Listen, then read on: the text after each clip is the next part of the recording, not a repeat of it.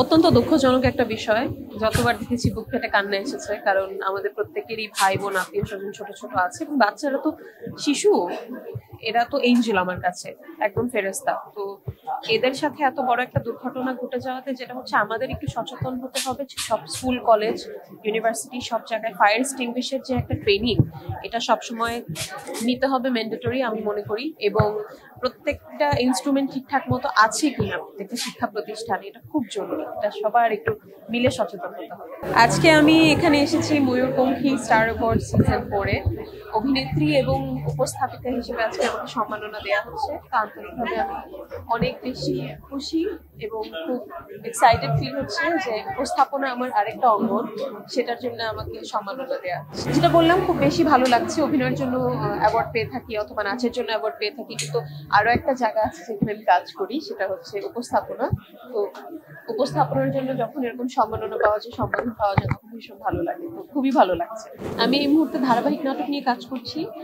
3 তারিখ থেকে একটা অনিয়ার যাচ্ছে মোশাররফ করিমের বিপরীতে, শাদি মুবারক। এটা হচ্ছে শামীম জামানের পরিচালনায়। শামস করিমের পরিচালনায় আরো একটি নাটক করছি 7 কিলো 1 গ্রাম, সেটাও খুব শীঘ্রই আমরা দেখতে পাবো।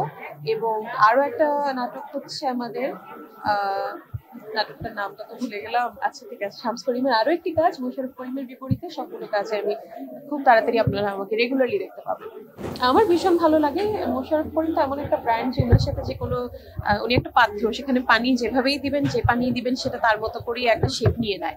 তো আমার কেমিস্ট্রিটা ভীষণ ভালো এবং তার সাথে আমার কেমিস্ট্রিটা আমি বিশ্বাস করি খুব ভালো, কারণ তার সাথে কাজ করতে আমি খুব আনন্দ বোধ করি এবং খুব টক্করে টক্করে ঝগড়া করতে পছন্দ করি। ওনার সাথে আমার 3টা নাটক রিলিজ হচ্ছে সামনে, একদম 3টাই ধারাবাহিক। একটাতে আমি তার স্ত্রী, একটাতে তার প্রেমিকা, বেসিক্যালি দুটোতেই প্রেমিকা আর একটাতে স্ত্রী। তো 3টাই ভিন্ন ভিন্ন গল্প এবং 3টার অ্যাক্টিংই খুব ভিন্ন রকম, 3টার ভাষা ভিন্ন রকম। তো আশা করি খুব পছন্দ হবে আপনাদের। স্বামী সুখ মনে মনে ঘটনা হচ্ছে যে বউরা তো সারাক্ষণ হাজবেন্ডের উপর একটু চিৎলা পাল্লা করতেই থাকে। ওই বিষয়টাই, আমার হাজবেন্ড একটু মন ভোলা থাকে, আমি একটু রাগী স্বভাবের। আসলে রাগীও না, দেখা যায় যে বাজার করতে বলে পচা বাজার নিয়ে আসে, একটু আলাভোলা টাইপের মানুষ, তো তাকে একটু বকা সব করি এই আর কি। আমি রাগী, এটা সত্য কথা, কিন্তু খুব একটা আউটবার্স্ট আমার হয় না, একদমই হয় না। কিন্তু হ্যাঁ, একটু অভিমানী টাইপের মানুষ আমি, এটা সত্য কথা। আপনজনদের সাথে, আপনজন ছাড়া তো আর কারোর সাথে অভিমান করার জায়গা নেই।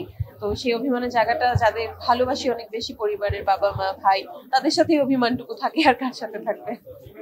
না, বাইরে কারোর সাথে অভিমান করা হয়নি, কারণ বাইরের কাউকে ওইভাবে আপন হিসেবে দেখিনি। যারা কলিগ তারা কলিগ, যারা ফ্রেন্ড তারা ফ্রেন্ড, কিন্তু একদম আপনজন পরিবার।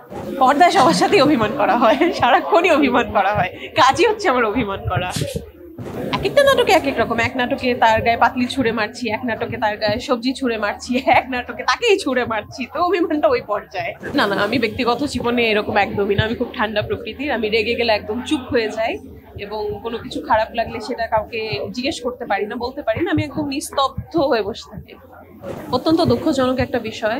যতবার দেখেছি বুক ফেটে কান্না এসেছে, কারণ আমাদের প্রত্যেকেরই ভাই বোন আত্মীয় স্বজন ছোট ছোট আছে এবং বাচ্চারা তো শিশু, এরা তো এঞ্জেল আমার কাছে, একদম ফেরেশতা। তো এদের সাথে এত বড় একটা দুর্ঘটনা ঘটে যাওয়াতে যেটা হচ্ছে আমাদের একটু সচেতন হতে হবে। সব স্কুল কলেজ ইউনিভার্সিটি সব জায়গায় ফায়ার এক্সটিংগুইশের যে একটা ট্রেনিং, এটা সবসময় নিতে হবে, ম্যান্ডেটরি আমি মনে করি। এবং প্রত্যেকটা ইনস্ট্রুমেন্ট ঠিকঠাক মতো আছে কিনা প্রত্যেকটা শিক্ষা প্রতিষ্ঠানে, এটা খুব জরুরি। এটা সবার একটু মিলে সচেতন হতে হবে।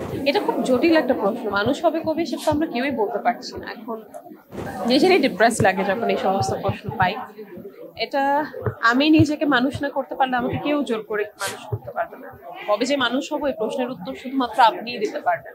আপনি কবে মানুষ হবেন, আমি কবে মানুষ হবো, যার যার একান্ত ব্যক্তিগত বিষয়।